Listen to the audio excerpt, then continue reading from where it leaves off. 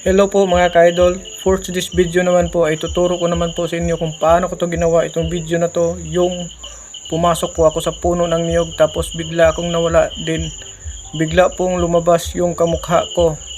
Pero bago dyan, shoutout na tayo kay Kinjan at saka Oms B. Suarez. Ito na po yung request nyo mga lods.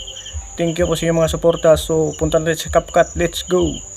Siyempre, una gawa muna tayo ng video. So, ang gagawin lang po natin dito ay kukuha lang po tayo ng isang empty background po na may isang puno ng niyog. Pwede po puno ng kahoy or poste ng kuryente. Basta may mapasukan lang po kayo or mataguan. So, yan yung first clip po natin. Dito naman sa second clip ay papasok lang po tayo dito sa likuran ng puno ng niyog po.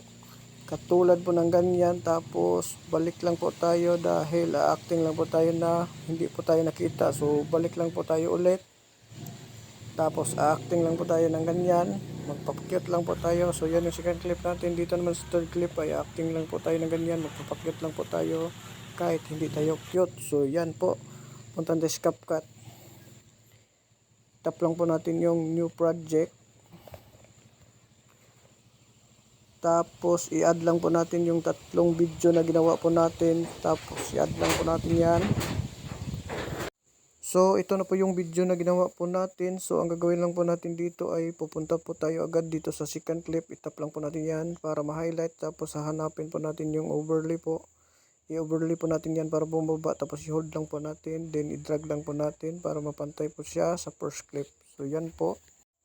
Ang next naman po natin gawin ay hanapin lang po natin yung oras po, yung papasok na po tayo sa likuran po ng niyog. So i-adjust lang po natin yung hindi pa po tayo nakaabot dyan sa puno po ng niyog. So dyan, tap lang po natin yung video natin para ma-highlight. Tapos hanapin po natin yung mask po. Lagyan po natin yung mask. Tapos tap nyo na yung horizontal.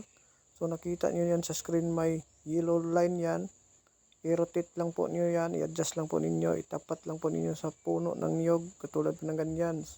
Tapos i-adjust po natin yung feeder niya ng number 2. Ilagay po natin yan sa number 2 po, kayo na pong bahala mag-adjust. Pindutin lang natin yung check, tapos split lang po natin, siguraduhin nyo po na naka-highlights pa rin kayo. Tapos punta tayo sa mask. Babalik lang po tayo dito sa mask, tapos pindutin lang po natin yung none. So tatanggalin lang po natin yung mask na nilagay po natin dyan sa kalahati po ng video natin, yung naka-highlight po, wala na po yung mask. Balik lang po tayo dito sa first clip, i-adjust lang po natin yung white baron yan, ipantay lang po natin sa gitna po ng second clip. So yan, itap lang po natin yung third clip, tapos hahanapin lang po natin yung overlay. I-overlay po natin yan para bumaba. Tapos ang next naman po natin gawin ay hanapin lang po natin yung oras po, yung paglabas po ng kakambal po natin. So i-split lang po natin dyan, tapos itap po natin yung una, then delete, hindi na po natin yung kailangan, then i-adjust lang po natin yung third clip natin. Then ang next naman po natin gawin ay hanapin lang po natin yung mask po, lalagyan po natin ulit yan ng mask. So yan, tap lang po natin yung mask, tapos horizontal, then i-adjust lang po natin sa screen yung yellow line dyan, itapat lang po natin sa puno ng niyog. Tapos i-adjust lang po natin yung feather ng number 2 dyan, i-check lang po natin dyan.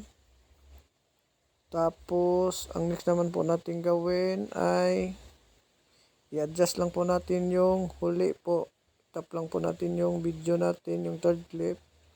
Tapos ipantay lang po natin yan sa second clip. So balik na po tayo, then i-try na po natin i-play kung ano na po yung kinalalabasan po ng video natin. So yan po yung kinalalabasan po ng ginawa po natin mga ka-idol. Kung nahihirapan po kayong gumawa nito mga ka-idol, paulit-ulit nyo lang pong tingnan ito para makuha nyo po talaga yung tamang timing po ng pag-edit nyo po. So yan, i-export na po natin yung video natin, tapos hintayin lang po natin yan na maging 100% po. So yan, tapos pindutin lang natin yung done. So ito na po yung final result ng video po natin mga ka-idol.